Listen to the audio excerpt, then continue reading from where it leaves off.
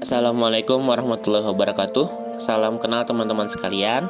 Nama saya Muhammad Sadudin Hair. Saya adalah seorang dosen di Universitas Lambung Mangkurat di program studi pendidikan matematika. Untuk latsar kali ini saya berada pada nomor daftar hadir 30 di kelompok 3. Saya hari ini akan memaparkan laporan aktualisasi saya yang berjudul Pengembangan Modul Ajar Struktur Aljabar untuk meningkatkan kemampuan berpikir kritis dan karakter wasaka mahasiswa program studi pendidikan matematika FKIP Universitas Lambung Mangkurat. Ada 5 kegiatan yang dilaksanakan selama pelaksanaan aktualisasi ini sebagai berikut. Dan pertama adalah membuat surat tugas tim pengembangan modul ajar struktur aljabar. Nah, pada kegiatan ini untuk tahap pertama, peserta melakukan konsultasi dengan mentor mengenai format surat tugas.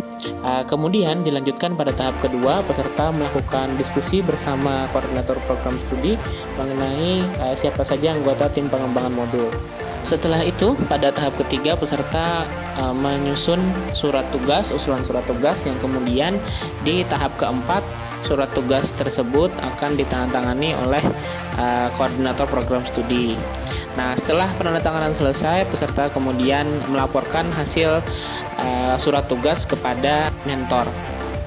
Kegiatan kedua, pada tahap pertama, peserta melakukan konsultasi dengan mentor mengenai hal-hal apa yang menjadi ketentuan-ketentuan di dalam modul. Kemudian, pada tahap kedua, peserta melakukan koordinasi dengan tim pengembangan modul dan mendiskusikan mengenai materi, bentuk tugas, dan tes, media, serta perumusan RPS yang berkaitan dengan modul ajar struktur aljabar. Peserta membuat draft modul bersama dengan tim pengembangan modul ajar. Setelah draft modul, kemudian peserta menyusun layout modul. Nah, di sini peserta menyusun di rumah pribadi peserta. Setelah layout modul selesai, akhirnya peserta bersama tim pengembangan modul membuat finalisasi draft modul. Kemudian hasil modul yang didapat dilaporkan kepada mentor dan koordinator program studi. Produk modul ajar berhasil dibuat akan divalidasi dengan validator ahli. Dimana di sini peserta berkonsultasi dulu dengan mentor untuk jumlah validator yang diperlukan serta poin-poin pertanyaan apa saja yang perlu ditanyakan dalam lembar validasi. Setelah itu, di sini didiskusikan mengenai format lembar validasinya serta poin-poin pertanyaannya. Setelah berdiskusi, kemudian peserta menyusun lembar validasi dosen ahli, di mana di sini diusahakan tidak membedakan latar belakang dari masing-masing validator atau dosen ahlinya. Peserta mengambil 3 orang dosen di lingkungan program studi pendidikan matematika sebagai validator ahli. Masuk ke tahap kelima, setelah didapat data dari validator, laporan disusun untuk menentukan apakah modul ajar yang dibuat sudah valid atau tidak. Setelah didapatkan saran-saran dari validator, maka kemudian peserta melakukan finalisasi modul untuk memperbaiki modul. Terakhir, peserta di tahap ketujuh melaporkan kepada mentor hasil uji validasi modul. Masuk kepada kegiatan keempat, di mana peserta melakukan uji coba implementasi modul. Pada tahap pertama, setelah konsultasi dengan mentor, didapat bahwa untuk uji coba cukup 2 kali saja, yakni uji coba individu dan uji coba kelompok kecil, karena jumlah mahasiswa dalam kelas struktur aljabar hanya 10 orang.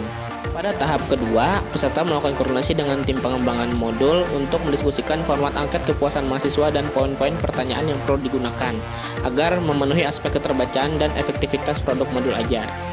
Pada tahap ketiga, peserta menyusun angket yang diusahakan untuk tidak membedakan latar belakang mahasiswa.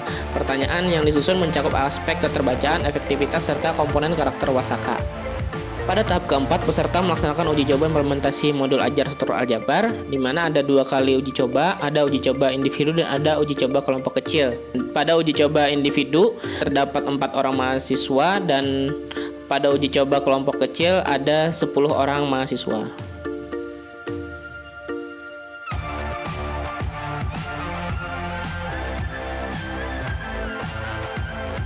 Di tahap kelima, peserta mengumpulkan data kepuasan mahasiswa.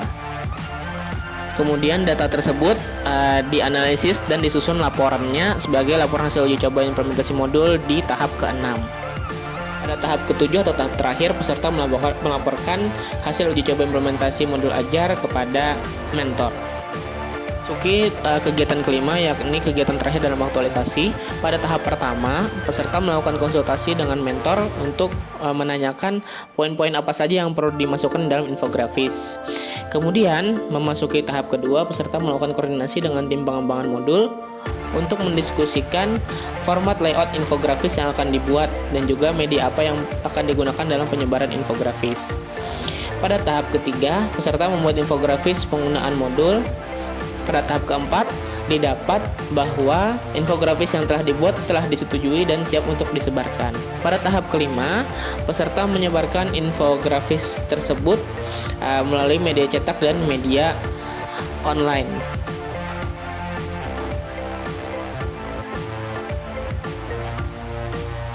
Di tahap terakhir, peserta melaporkan kepada mentor hasil infografis yang telah dibuat. Manfaat dari aktualisasi ini adalah adanya modul ajar struktur aljabar yang menunjang proses perkuliahan agar tercapai tujuan perkuliahan atau CPL, yakni berpikir kritis dan karakter wasaka.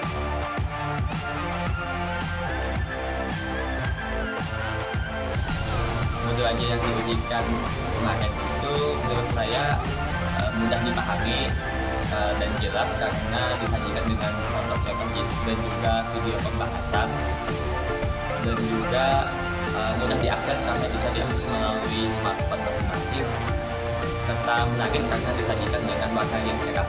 Untuk saran pengujian, menurut saya pada video pembahasan mungkin bisa menggunakan tulisan yang lebih jelas. Itu saja. Terima kasih.